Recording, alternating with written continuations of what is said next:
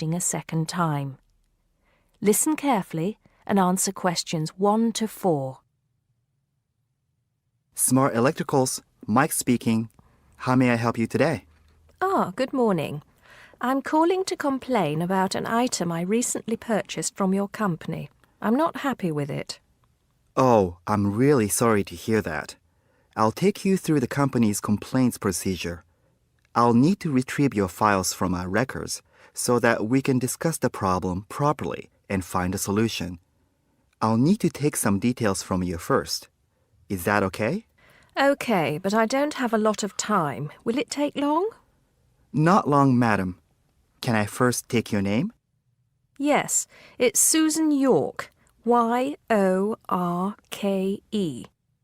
Okay. Can I have the address, please? Yes, it's Flat 1, 25 Alpine Avenue. That's ALPINE Avenue, Harchester.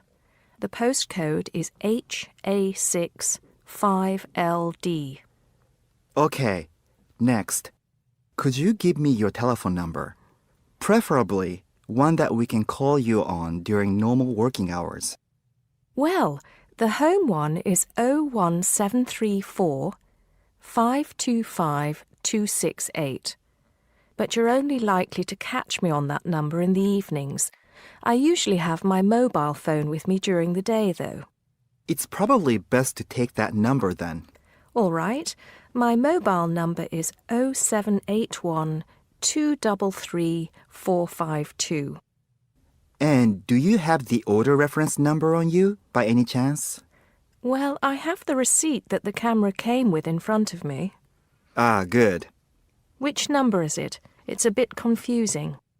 It should be the 7-digit number on the top left corner of your invoice.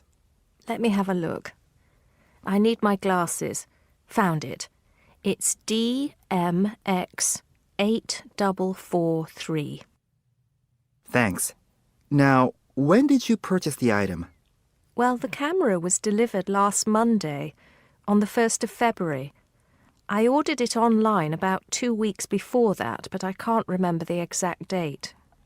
If you have another look on the invoice receipt, the date should be there. Oh, yes. Here it is. January the 15th. Okay, I'll make a note of that. So, the item is a digital camera? Yes, it's the Aqua PowerShot model in silver. Thank you. Did you take out any kind of insurance when you bought it? Well, no, it was on special offer. I didn't need to pay any extra for the insurance because it came with a special 4-star policy. Well, it means you're fully covered for at least another 3 years. Before you hear the rest of the conversation, you have some time to look at questions 5 to 10.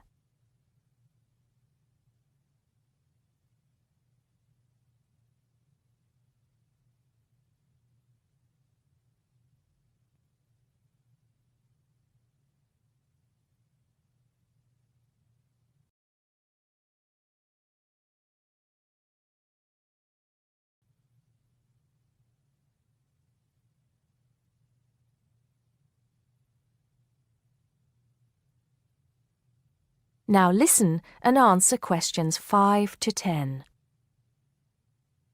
Right. What is the problem? Yes, the first thing is that it came with 1 memory card in the box when there were supposed to be 2. Oh dear, I'm terribly sorry about that. It must have been an oversight in the packing department. I can do something about that straight away and get one sent out to you. Well, that's not the only thing. I bought it as a present for my niece because she loves swimming. It said on the website that it was waterproof, but when she took it on holiday and tried to use it underwater, it got ruined because water got into the lens. You can imagine how disappointed my niece was. I certainly can. Were those the only problems? No, there was one other thing. It came with a case to protect it. When I opened the box to take the case out, I saw that it had a big scratch on it. We're really sorry about that. I can offer to have the camera repaired for you. In the event that it can't be repaired, we'll send you a replacement. I don't think so. Seeing as it was faulty in the first place, I wouldn't want another one. I think I'd rather have my money back. Can I get a refund? Yes, of course. If you send it back to customer services, I'll make sure it's dealt with. Thank you very much. That is the end of part 1. You now have half a minute to check your answers.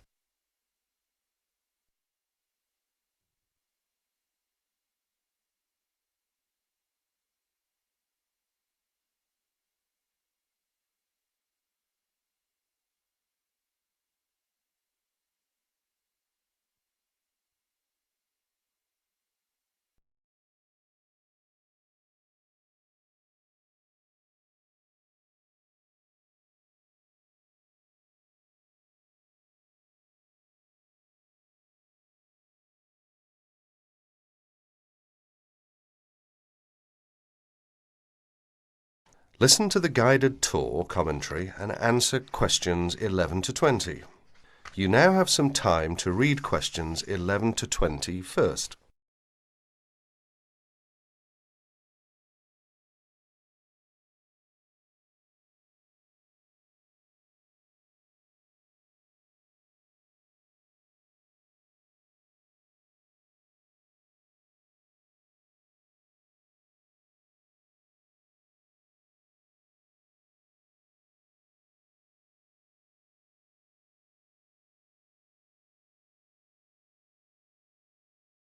Welcome to the library tour. We'll begin our tour of this level of the library here at the entrance. Then we'll go in a clockwise direction. So, first of all, over here on the left, next to the entrance, is a touchscreen information service. These computers can be used at any time to get general information about the library and how it works.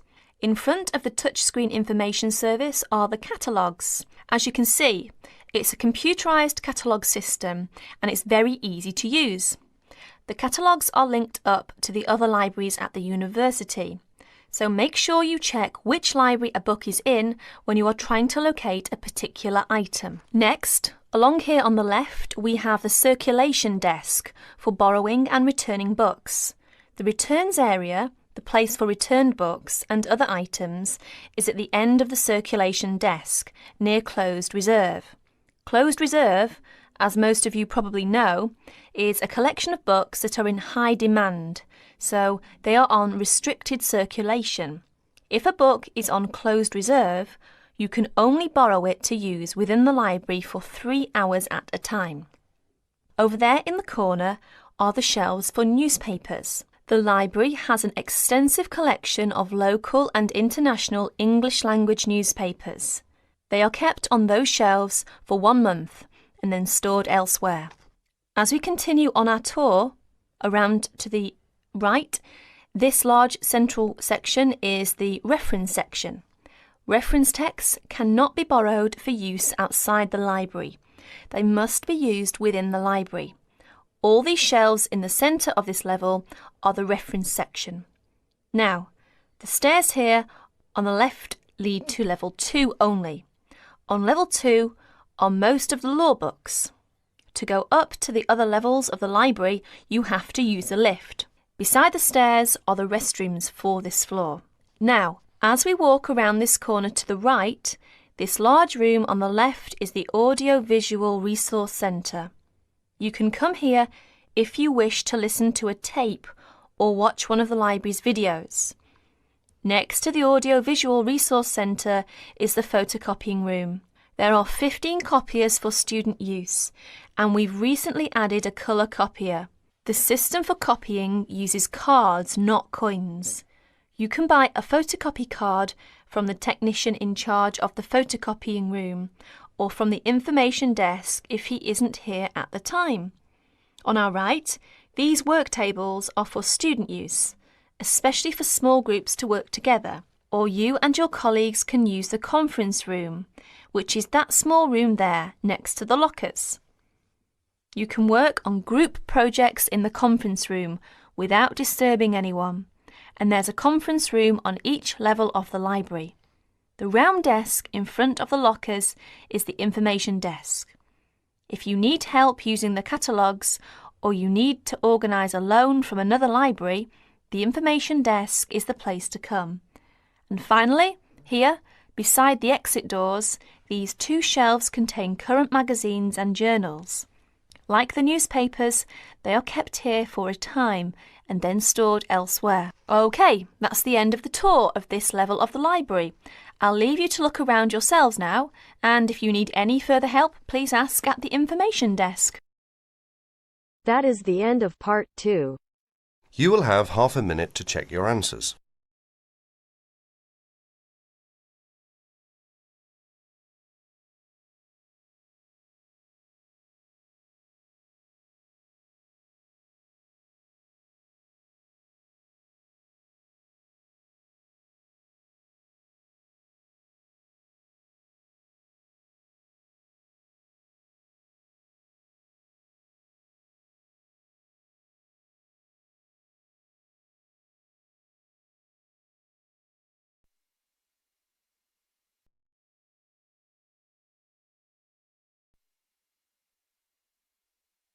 Now turns to part 3.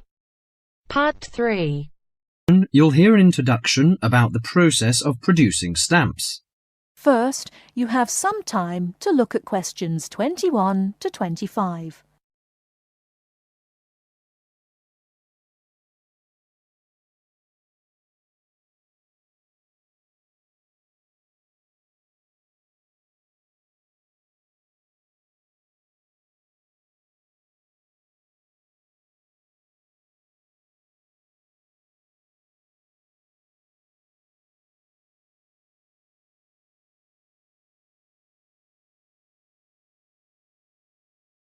Now listen carefully and answer questions 21 to 25. Hello, and welcome to this week's edition of Tell Me More, the programme where you ask the questions and we provide the answers. And we've had a wide variety of questions from you this week. And the subject we've picked for you this week, in response to your many letters, is the production of postage stamps. And as usual, we've been doing our homework on the subject. So, who designs the postage stamps that we stick on our letters? Well, in Australia, the design of postage is in the hands of Australia Post.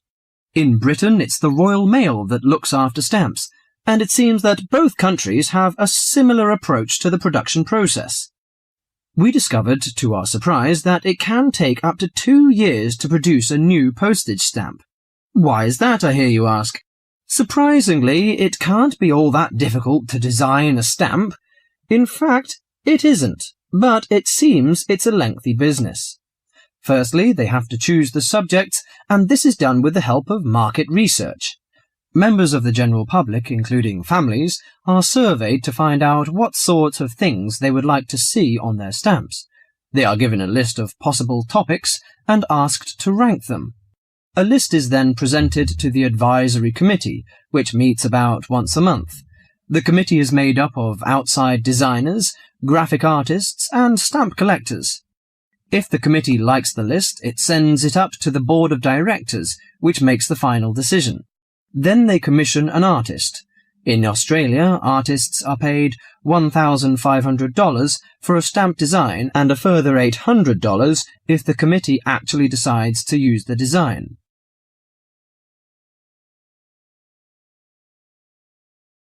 Before you hear the rest of the talk, you have some time to look at questions 26 to 30.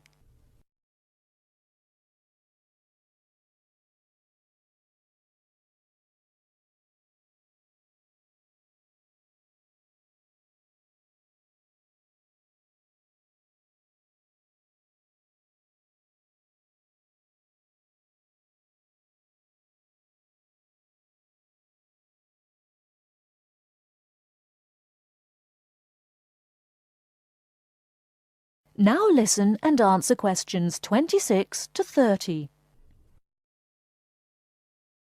So there's a possibility that a stamp might be designed, but still never actually go into circulation. So what kind of topics are acceptable? Well, the most important thing is that they must be of national interest. And because a stamp needs to represent the country in some way, characters from books are popular, or you often find national animals and birds. So, of course, the kangaroo is a favourite in Australia. With the notable exception of members of the British royal family stamps, no living people ever appear on Australian or British stamps. Every year, the Royal Mail in Britain receives about 2,000 ideas for stamps, but very few of them are ever used. One favourite topic is kings and queens. For instance, King Henry VIII, famous for his 6 wives, has recently appeared on a British stamp together with a stamp featuring each of his wives.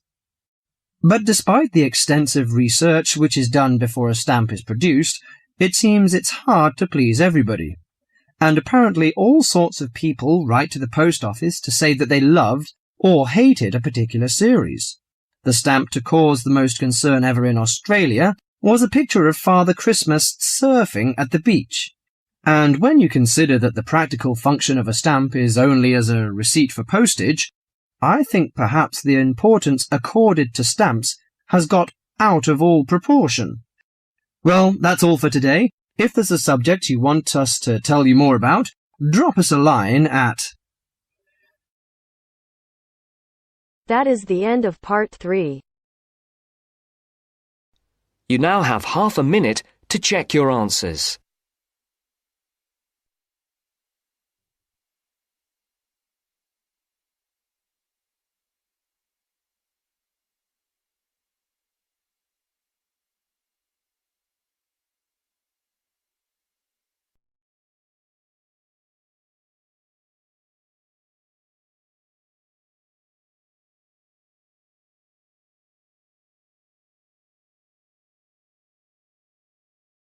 Now turns to part 4.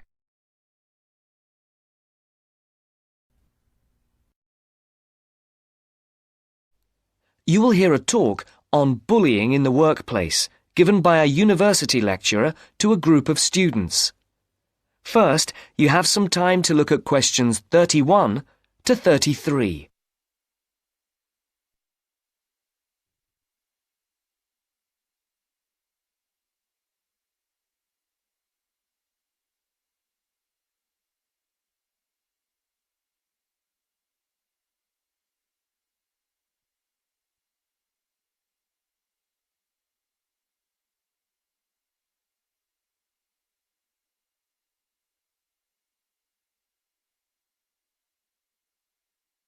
Now listen carefully and answer questions 31 to 33.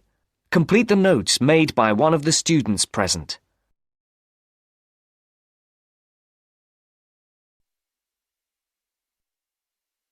Good morning. My name is Dr. Mervyn Forrest, and I specialize in management techniques and training. I've been invited here today to talk to you about the cost to the economy of bad management. And what I would like to dwell on first is an area that has recently been exercising everyone, and that is coercion in the workplace, or, to put it more simply, bullying. It has been estimated that bullying at work costs the British economy up to £4 billion a year in lost working time and in legal fees. And with the problem apparently on the increase, it is time that managers took on board what is happening. I would like to think that what is perceived as bullying is nothing more than lack of experience, insecurity, or lack of awareness on the part of managers, and not a conscious effort to attack someone. But that is perhaps a case of my being naive or over-hopeful. Before we break up into groups to look at the first task on the handout you've got, I'd like to give you a start with some of the main bullying methods that have been identified so far. Basically, what I'm going to do here is to give you examples of 1 or 2 points. Can you all read the OHP clearly? Yes? Right, off we go. Now answer questions 34 to 40.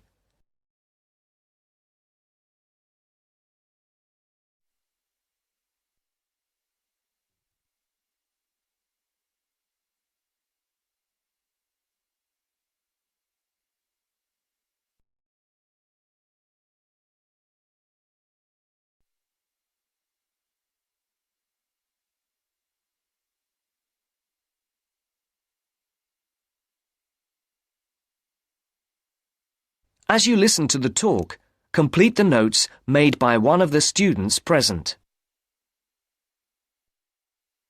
The first item on the list is giving people tasks which managers themselves cannot do and which are therefore impossible to achieve.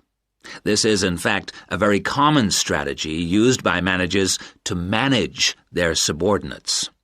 It gives certain people a false sense of security as they watch others failing while they try to achieve the goals set. Another simple bullying technique is constantly moving the goalposts, especially when one's employees are in the middle of a task. This is not bad management, it is just plain stupid. All targets and goals set should be easily achieved within a realistic timescale. Sending memos to someone else criticizing the performance of a task where the individual has no way of replying is another common technique, especially when the manager concerned does not reply or makes it impossible for subordinates to contact him or her by not answering the telephone or not replying to emails. This is not the style of a sound manager, but rather the antics of someone with emotional problems. If you behave like that, don't expect your staff to respect you. And now, the technological bully. It is interesting how all tools designed to help can be turned into dangerous weapons. The urgent email bully is fast becoming a problem in the office. Employees turn on their computers to be faced with a string of badly worded emails, making instant and often unrealistic demands, which reveal the hysteria mode of management. Have you ever felt a sense of dread before looking at your email, even your personal messages? All companies should develop a company strategy whereby there is an email code of practice, with offensive messages being forwarded to a designated person for appropriate action. I would now like you to break up into groups and brainstorm other bullying techniques which you think you may have experienced, and perhaps, if you're honest, which you have been party to. I can think of at least 9 more bullying strategies. I would also like you to consider ways in which you think that each of the techniques on your list can be countered. Is everyone clear as to what the task is? Yes? Okay. You've got 20 minutes to do this. That is the end of part 4. You now have half a minute to check your answer. But if I lay down and I play dead